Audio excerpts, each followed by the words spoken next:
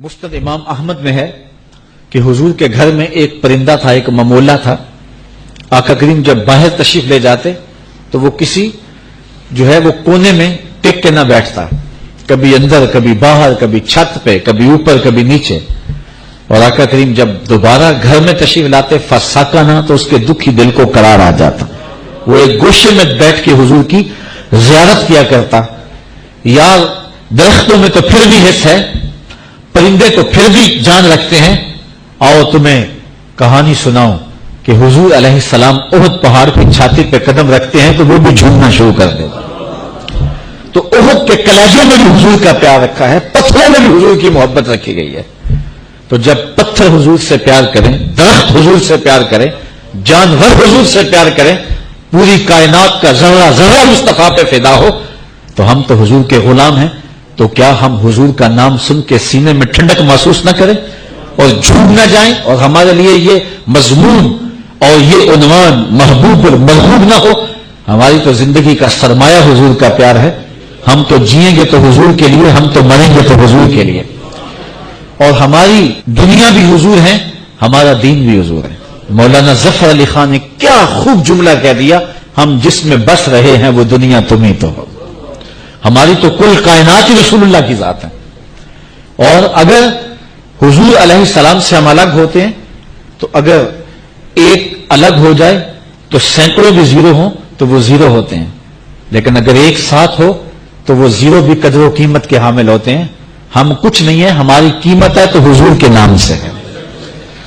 اور جب تک ہم حضور کے ساتھ رہیں گے تو ہم زیرو بھی ہیرو ہوں گے. اور اگر حضور علیہ السلام سے تعلق کمزور ہوگا تو پھر ہماری قیمت گرتی چلی جائے گی. تو ہمارا سارا وزن اور ہماری ساری قیمت حضور علیہ السلام کے نام سے ہے. اقبال نے یہ خلاصہ بیان کیا کہ اگر تم پست کو بالا کرنا چاہتے ہو اور اگر تم پستیوں کو بلندیاں دکھانا چاہتے ہو تو ایک ہی نسخہ ہے، اور یہ نسخہ کیمیا ہے کہ حضور علیہ السلام کے ساتھ جڑ جاؤ تو زمانے میں سب خود ہو جاؤ گے اور کامیاب ہو جاؤ گے. اور جو لوگ حضور علیہ السلام کے ساتھ وابستہ ہوئے پھر انہوں نے عزتیں پائی. آپ سے ایک سادہ سوال پوچھتا ہوں کہ جب میرے حضور تشریف لائے تو زمانے کے خاقان کا نام کیا تھا؟ عالی مرتبت علماء کرام جو تاریخ کا گہرا مطالعہ رکھتے ہیں تو ان کی نظر میں اور ان کے ذہن مبارک میں وہ نام ہو تو ہو، ورنہ ہم سب قاصر ہوں گے کہ اس دور کے خاقان کا نام کیا تھا. اگر میں پوچھوں کہ اس دور کے کیسر کا نام کیا تھا تو اس کا جواب بھی مشکل ہوگا. علماء کرام کے علاوہ جواب دینا ہمارے بس میں نہیں ہوگا. اگر میں کہوں کہ اس دور کے کسرا کا نام کیا تھا تو بہت تھوڑے لوگ جانتے ہوں گے. یہ اس دور کا اوباما تھا. لیکن اس حال میں اور اوپر دو حالوں میں اور اس سے پچھلے حال میں اور باہر تاحد نظر لوگ جو بیٹھے ہیں تو شاید انگلیوں پہ گنے جا سکیں جو بتائیں کہ اس دور کے کسرا کا نام کیا تھا، جبکہ اس دور کا جو ہے وہ اوباما تھا. لیکن میں اگر یہ سوال کروں کہ مجھے بتاؤ کہ میرے رسول کے مؤذن کا نام کیا تھا، تو ایک ایک بچہ اٹھ کے بلال حبشی کے نام کا نعرہ لگائے گا کہ نہیں لگائے گا؟ تو پھر وزن تو ہے حضور کے ساتھ، نام تو ہے حضور کے ساتھ. پھر آئیے اقبال کا پھر لہجہ دیکھیے. اقبال یہ کس کے عشق کا فیض عام ہے، رومی فنا ہوا حبشی کو دوام ہے. رومی مٹ گیا اور حبشی وہاں چلا گیا جہاں شہنشاہ روم بھی نہیں پہنچ سکا ہے. آج بھی دلوں پہ حکومت بلال حبشی کی ہے. بلال کا کالا رنگ حوروں کے ماتھوں پہ تلک لگا کے سجایا گیا ہے، اور رومی کا نام بھی مٹ گیا، اس کا نشان بھی مٹ گیا. اگر چاہتے ہو کہ لازوال ہو جائیں، اگر چاہتے ہو کہ امر ہو جائیں، اگر چاہتے ہو کہ نام بھی نہ مٹے اور ذکر بھی نہ مٹے تو آؤ حضور کے نام پہ قربان ہو جاؤ. حضور کے نام پہ قربان ہونے جانے والا امر ہو جاتا ہے اور زمانہ اس کا نام نہیں بھولتا. یار ایک منڈا تھا، اس کو جانتا کوئی نہیں تھا. میں نے اس کے محلے کے لوگوں سے پوچھا ہے، چند اس کے جو قربت والے لوگ تھے اور وہ جانتے تھے، وہ کہتے ہیں بچپن میں باہر نکل گیا اور ہمیں نہیں پتا کہ اس نام کا لڑکا بھی ہے. لیکن پھر ایک دن آیا کہ ہر شخص کا رخ ڈھوک کشمیریاں کی جانب تھا، اور میں نے خود اپنی آنکھوں سے دیکھا کہ آمر چیمہ کی گلی کے اندر اتنے گلدستے پڑے ہوئے تھے کہ گزرنے کی جگہ نہیں تھی، اور جس نے اس کو دیکھا تھا شک پڑا کہ میں نے اس کو دیکھا ہوا ہے، وہ بھی چھاتی تان کے کہتا تھا ہاں میں اس کا یار ہوں۔ یار اسے تو کوئی جانتا نہیں تھا، لیکن زمانہ اس کا یار بن رہا ہے، اور لوگ جو اس کے والد سے دور کی شناسائی رکھتے ہیں وہ بھی کہتے ہیں جی میرے بڑے پرانے تعلقات ہیں، یہ تعلقات کیسے جاگے اور یہ کس طرح شناسائی ہوئی؟ یہ صرف ایک ہی نام ہے، اور وہ نام ہے میرے محمد عربی صلی اللہ علیہ وسلم۔ اللہ اکبر،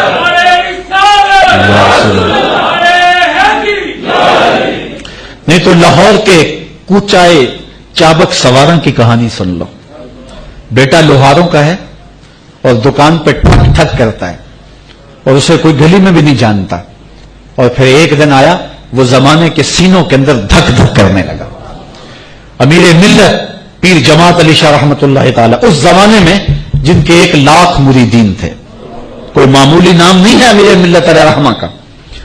امیر ملت جنازے میں شامل ہوئے، غازی علم الدین لوگوں کے کندھوں پہ جا رہا تھا، اور امیر ملت کی آنکھوں میں آنسو تھے، اور کہنے لگے لوگوں میں نے بڑے بڑے بادشاہوں کی کہانیاں سنی ہیں، میرے دل میں کبھی امنگ نہیں جاگی کہ میں فلاں بادشاہ ہوتا، فقیر خود شہنشاہ ہوتا ہے۔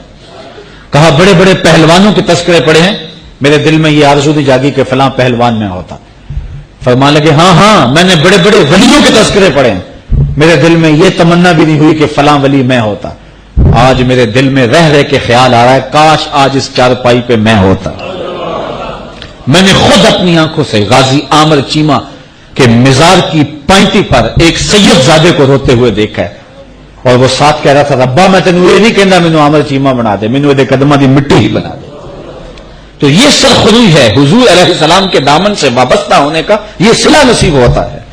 ہر کے عشق مصطفیٰ سامان اوست، بہرو بر در گوشائے دامان اوست۔ اقبال کہتا ہے کہ اگر حضور کا عشق سامان زندگی بن جائے پھر کیا بھوک رہ جاتی ہے بندے کو، پھر بہرو بر اس کے دامن کے کونے میں بندے ہوئے ہوتے ہیں، اور دنیا اس کے پیچھے پیچھے ہوتی ہے، اور وہ نظر اٹھا کے بھی نہیں دیکھتا۔ اگر حضور کے غلام بن جاؤ گے ساری کائنات تمہاری ہو جائے گی۔ حسن اخلاق میں سب سے اہم کردار انسان کی زبان کا ہے۔ رسول کریم صلی اللہ علیہ وآلہ وسلم نے ارشاد فرمایا تم اپنی شرمگاہ اور اپنی زبان کی مجھے ضمانت دے دو، میں تجھے جنت کی ضمانت دے دیتا ہوں۔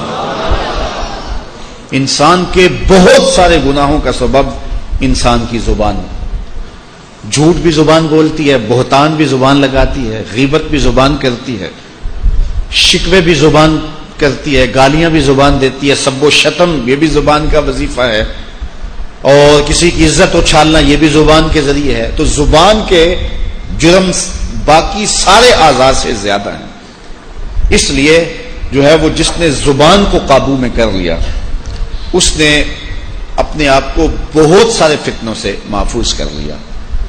میں اور آپ اپنی زندگی پہ غور کریں اور اپنے شب و روز کا مواخذہ کریں، اور اپنی زبان کو جو ہے وہ حفاظت میں رکھیں۔ اللہ تعالیٰ نے اس کو 32 دانتوں کے اندر جکڑ کے رکھا ہے اور 2 جبڑوں کے اندر رکھا ہوا ہے، لیکن یہ پھر بھی سنبھلتی نہیں ہے، اور اللہ یاذ باللہ سب و شتم تو آج ہمارا شعار زندگی بن گیا ہے، اور چھوٹے چھوٹے بچوں کی زبانوں پر اتنی غلیظ گالیاں ہیں۔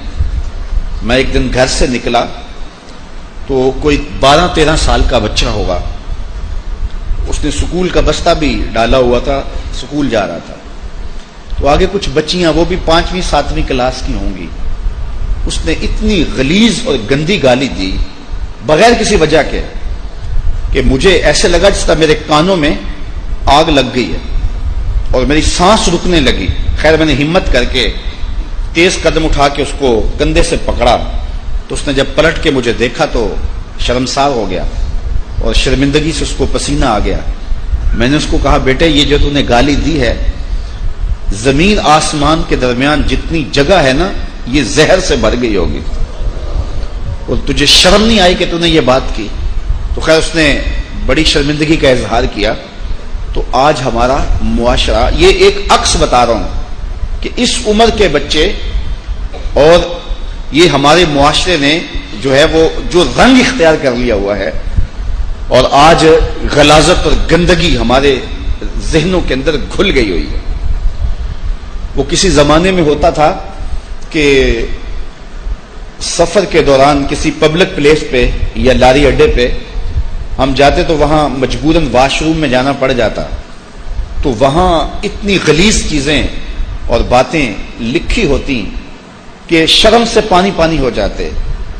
اب ان کے ہاتھوں میں سوشل میڈیا آ گیا، وہی گندے لوگ اور وہی غلیظ ترین لوگ جو پہلے واش روموں میں بیٹھ کے گندگی کی جگہوں پہ بیٹھ کے تحریر کیا کرتے تھے، آج انہی کے ہاتھوں میں سوشل میڈیا آ گیا ہے، اور ایسی ایسی مکروہ تصویریں اور غلیظ جملے، العیاذ باللہ۔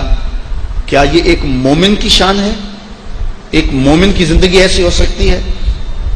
آج ہم یہ بات کہہ رہے ہیں کہ ملک لبرلزم کی طرف بڑھ رہا ہے، اور آج کوئی خیر کی بات یہاں سوشل میڈیا پہ آتی ہے اور کسی شخص کی سمجھ میں وہ بات نہیں آتی، یا اس کے دل دماغ کے اندر کوئی اسلام کے بارے میں کوئی اتنی محبت نہیں، آپ یہ بھی مان لیں، اور وہ اس پر کوئی بات کر دیتا ہے، اور اس کے بعد پھر جس طرح اس کو گالیاں دی جاتی ہے تو وہ نہیں بھی اسلام سے دور تو ہم اس کو دھکا دے کے اسلام سے باہر نکال دیتے ہیں۔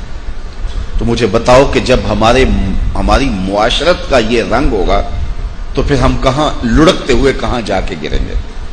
تو میں آپ سب نوجوانوں کو بالخصوص کہتا ہوں کہ ایسے تمام گروپوں سے نکل جائیں اور ایسے لوگوں سے اپنا تعلق ختم کر لیں کہ جو غلیظ اور گندی سوچ کے حامل ہیں، کیونکہ جب سوچوں کا گند اور غلاظت جب سامنے آتی ہے تو پھر روح میلی ہو جاتی ہے، اور جب روح میلی ہو جائے تو ایسی روحوں پہ اللہ کے انوار کی بارش نہیں ہوتی۔ تو اپنے آپ کو پاکیزہ بناؤ، اپنے طرز زندگی کو خوبصورت بناؤ، اور غلاظت اور گندگی سے اپنے آپ کو نکالنے کی پاک کے ہر ہر گوشے میں قرآن سنا کر دم لینا، اب رکنا نہیں، اب تھمنا نہیں، فردوس میں جا کر دم لینا،